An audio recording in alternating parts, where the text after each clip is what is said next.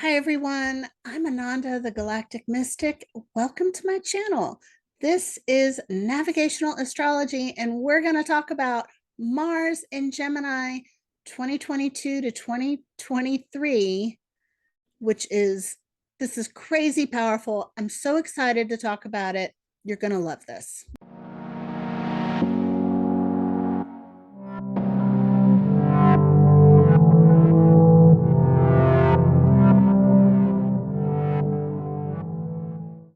Welcome to my subscribers. Welcome to those of you who are new here.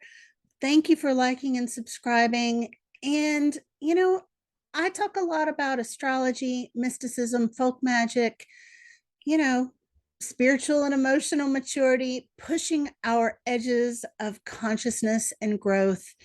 And it's better when we do it together. So if you would like to do some of that work together, consider joining my private community, the Deep Divers community. There's a link in the description box. This is where I do my daily astrology posts, and we do live workshops every month. And I'm a highly creative individual, so sometimes I throw in free ebooks, all kinds of different types of training. So Mars is really showing out right now. Normally, Mars only spends 2 months in each zodiac sign, but for Gemini, this time around, 7 months. So whenever a planet does something nuts like that, we know by the end of this, we are going to be changed. Our world is going to be changed. And this whole thing is so, I've got hair stuck to my lipstick. Excuse me. This whole thing is mega ultra galactic. I am beyond excited. So let's get into this. First of all, Mars gets a bad rap. So often he is only talked about as like being anger and dicks, or anger and explosions, or meanness and war. There's so much more to Mars than just sex and fighting. He is our physical body. He's our energy levels. He's the blood in our veins, the gas in our tanks. He is our inner divine masculine that we all have, the part of us that seeks courage, that seeks situations, events where we can prove ourselves. This is our warrior. The Nordic god Tyr is conflated with Mars, and Tyr is the god of justice, not a war god. I like to remind myself and others that when we're talking about Mars, because Tyr/Mars, rewards us for just courageous action. Doing the hard thing that we are afraid of doing it afraid, doing it anyway. Having courage. Mars is fire. He is cardinal fire. He starts things. He's that start of the engine. He's quick. He's combustible. And all of that isn't all bad. Of course, it can go bad, just like anything, just like earth can go bad, air can go bad, water can go bad. There's no more bad to Mars than any other planet. It's just that he's fire. When fire goes bad, we often notice and are more shocked by it. Gemini is a mutable air sign. Likes to always be changing, like quick thinking. This is our lungs, our hands, the twins. This is communication, our thoughts, our intelligence, our siblings. This is time travel. Mercury ruled rules Gemini, and Mercury is a time traveler.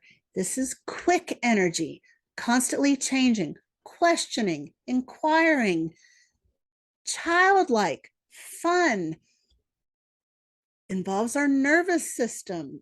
What happens when we combine these two energies?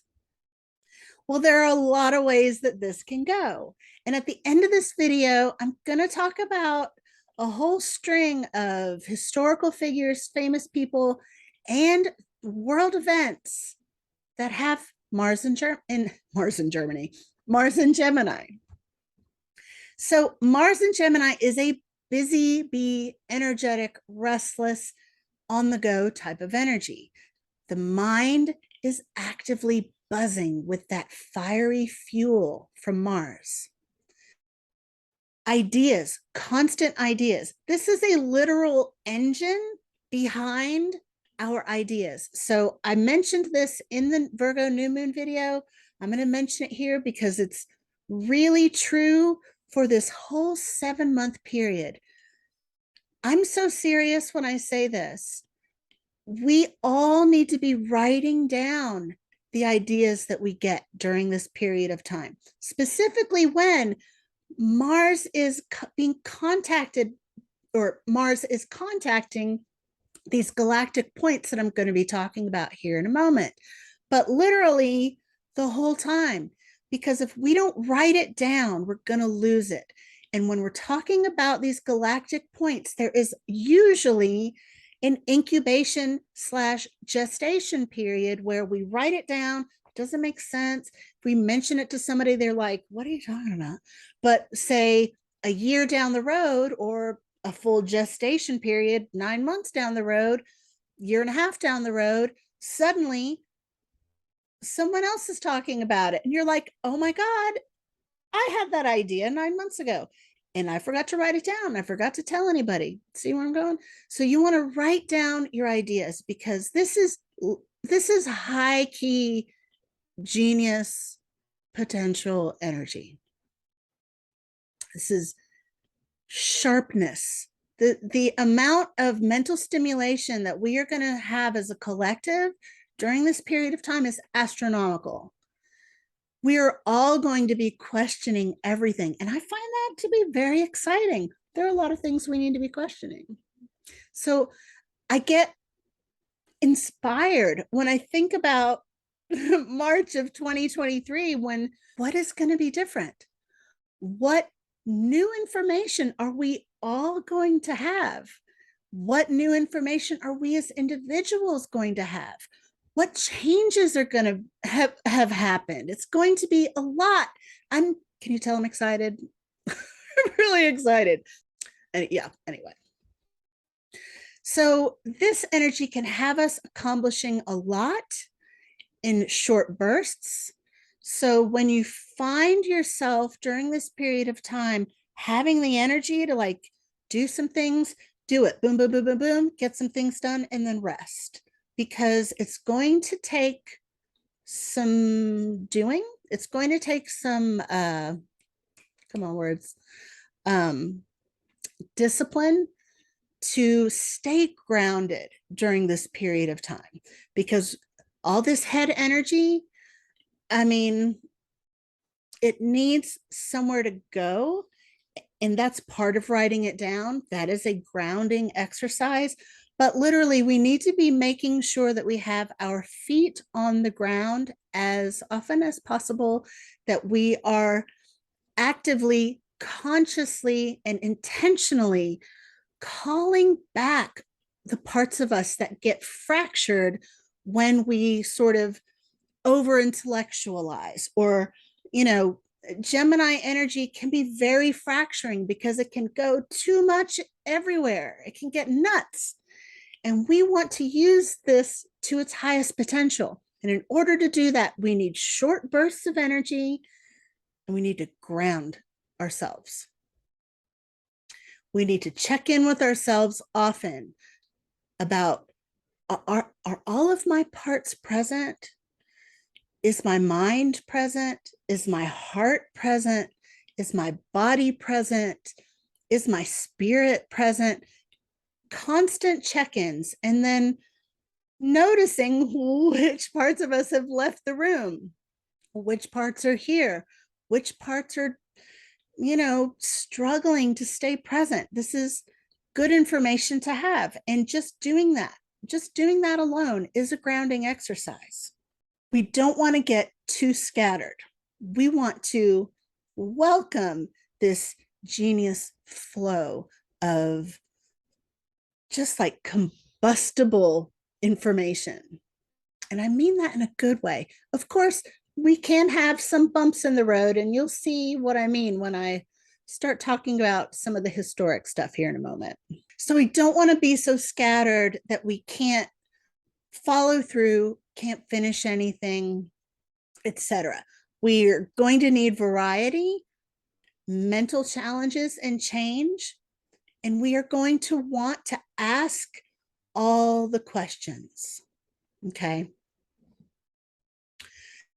Asking questions is actually probably the most important thing about this phase, because asking great questions is the literal key to the doorway of invention. Einstein asked himself when he was 15 years old what he would see if he were, I'm probably going to butcher this, I'm totally paraphrasing. If he were riding on a beam of light, traveling at the speed of light, what would he see? And because he asked that question,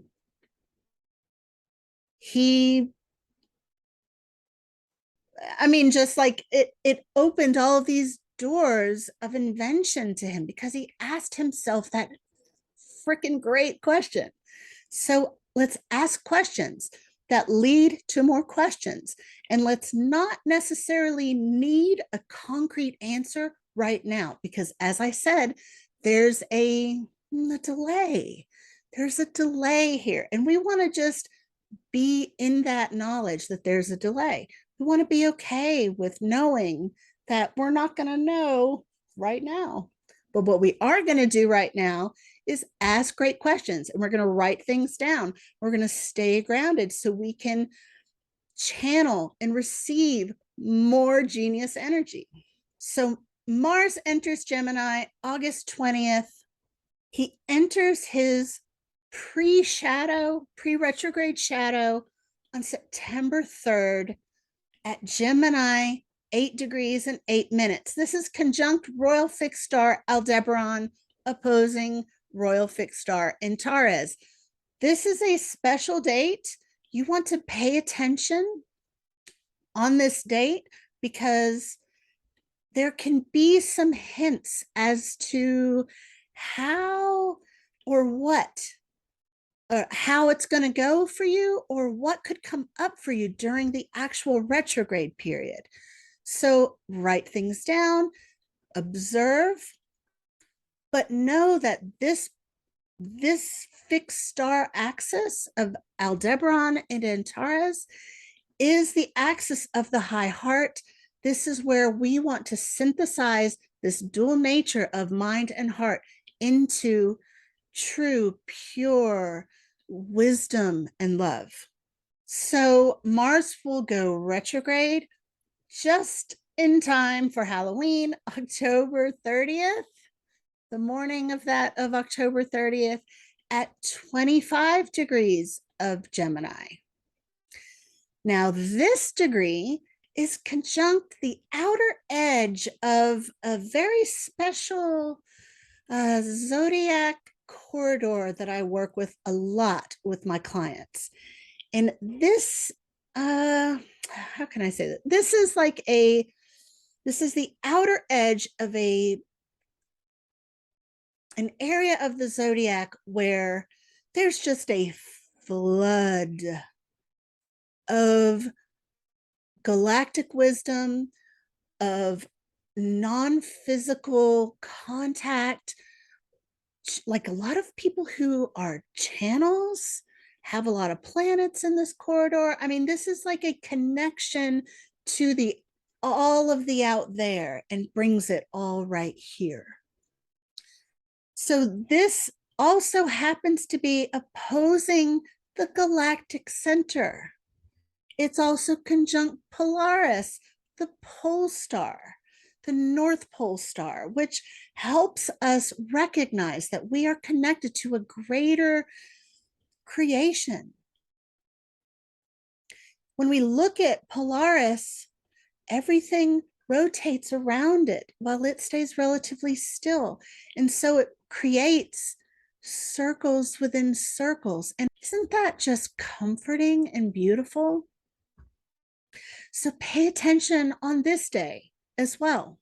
Mars will turn prograde or direct on January 12th, 2023 at 8 degrees of Gemini, 8 minutes. So this is again returning to that axis of Aldebaran and Antares. So it's another galactic hit here to this request to balance our dual nature and activate our high heart chakra. Open it wider, baby. Let that wisdom in. Mars will then exit Gemini March 25th. Okay, so during this whole journey through Gemini, back through Gemini, and then back again through Gemini, Mars will oppose the Great Attractor 3 times, once in September, once in December, once in February. And whenever we have contacts with the Great Attractor, this is when fate steps in, when there's a gravitational pull of events toward you. And for a lot of us who are teachers, healers, thought leaders, etc., this represents that sort of life flow where we don't have to go chasing our choices. A lot of times we're like, oh my God, am I messing up? Did I miss the boat? Was I supposed to make this other choice? No. We stay in our power and our sovereignty. We are grounded with all of our parts present, and we allow creation, which sometimes comes in the form of the Great Attractor, which I wrote an article about this. I'll put it in the description box below. Brings events, people, situations to us so that we can make a choice that then decides our path. And a lot of times it feels like there is no choice. There's only one choice. And maybe the illusion of the choice is just that, an illusion. But what does it matter when we are living in our sovereignty? We will always know the right choice. We will always know the right path. We just have to trust ourselves. So if you are not following me on social media, actually, I don't post on social media that much anymore. I do a lot of my work now in my private community. Consider joining us because I will be mentioning all of these points in my daily posts for my community there. I'll put a link for that in the description box as well. But this is just a really, really powerful period of time, and we are going to be changed forever. So I've already kind of mentioned my suggested guidance, but I'm going to sort of bullet point it here for you. Number 1, ask great questions. Ask more questions. Ask questions that lead to other questions, and sit with the discomfort of not knowing for sure. Just keep asking questions. No gossip. Let me tell you something. Mars in Gemini loves to gossip, loves to run that mouth. And that is a shadow aspect of Gemini. And with Mars there, he's just fueling that fire. So people can really be gossiping, talking shit, mouthing off. And we don't want to do that. We don't want to talk about people in a way that we wouldn't be comfortable if they were present and they heard what we were saying. This is really important because the karmic debt that we could be creating for ourselves during this period of time, with all of this galacticness and this request for the high heart and to balance these dual aspects of our nature, we want to mature in these ways. We want to get to the point where if someone can hear all of your thoughts, that we're not feeling shameful about that. Because as humanity evolves, this is of course in the future, but as humanity evolves, we are going telepathic, baby. We are going to be knowing everything that, I'm going to be knowing what you're thinking. You're going to be knowing what I'm thinking. And this is practice for that. Okay. So ask great questions, no gossip. Number 3, be revitalized by change, because it's going to be fast. It's going to be a lot. And we want to balance that change with grounding so that it can feed us, so it can help us feel alive again. We're, one of the things we've been talking about a lot in Deep Divers is how none of us are sleeping. None of us are sleeping. We're all, and we can't, there's so much solar activity. There's so much in the collective. People are so impatient and mean out in the world. Like, going grocery shopping is like often turns into an exercise in like avoiding sharks in the water. It's just nuts. And that's probably not going to get better during this period of time. So we want to make sure we're not adding to that by being grounded and allowing the energy to feed us rather than steal from us. The other thing is writing down our aha moments, record it, or you will lose it because it's going to be moving fast. Okay. And of course, stay grounded. That's maybe the 5th time I've said that. So some people are ground better in water. Some people ground better with their feet in dirt. Some people ground better through calling all of their parts back to them: mind, heart, body, spirit. There are a million ways to ground. Know what works for you and do it all the time, daily, multiple times daily, if necessary. So, some interesting things about Mars and Gemini. Let's go through this. Okay. So, there's a lot of sciencey stuff here. And because Mars is here, there's also a lot of like war, like weapons, army stuff. There's a lot of genius. You'll see. Okay. So Dolly the cloned sheep has Mars and Gemini. I think that's fascinating. A clone, which is like one, like a copy of another one, like the twins, like Gemini. And like, it's weird. Victoria Beckham, Beethoven, the hands. Mercury rules, or Gemini rules the hands. Harry Belafonte, Blockbuster Video has Mars and Gemini. Tony Blair, Coco Chanel, Charlemagne, Miss Cleo.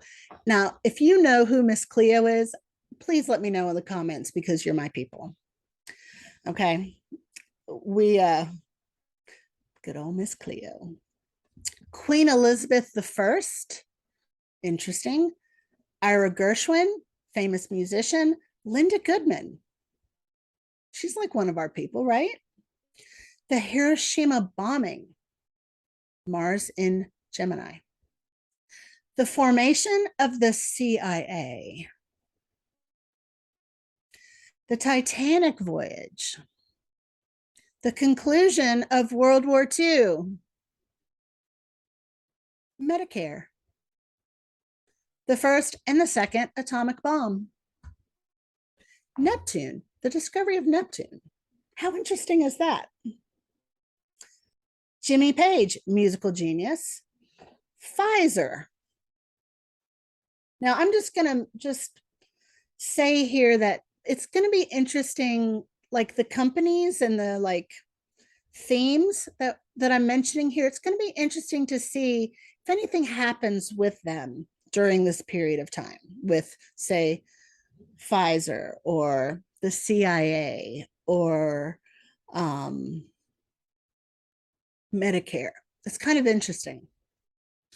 The immortal Keith Richards, The Rock, Dwayne Johnson, Franklin D. Roosevelt, Diana Ross, Arnold Schwarzenegger, Frank Sinatra Jr., O.J. Simpson, Edward Snowden, David Spade, Jerry Springer.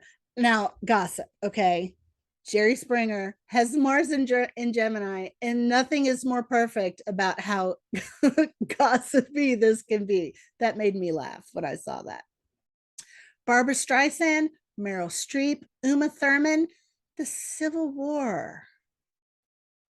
Neil Donald Walsh, love him.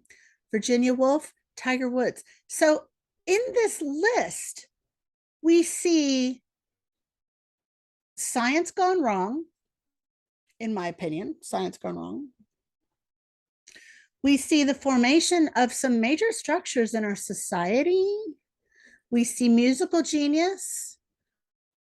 We see individuals who are physically very strong, like Arnold Schwarzenegger and Dwayne Johnson. We see people who are not known for being very kind or have controversy around them, like, say, O.J. Simpson. I hope that you are as excited about this as I am. Now, in my excitement, that doesn't mean that I don't expect anything to go wrong.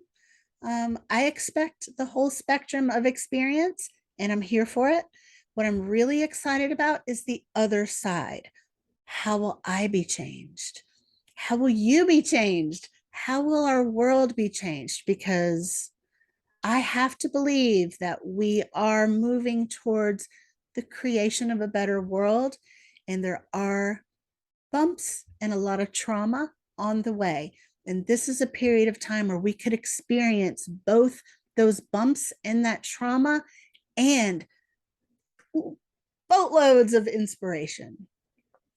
So let me know how this lands with you. Let me know if you, who do you find or what in this list I just sort of spewed off do you find to be most fascinating? That's good stuff. I love you guys. Join us in Deep Divers. Thank you so much for spending this time with me, and I will see you very soon.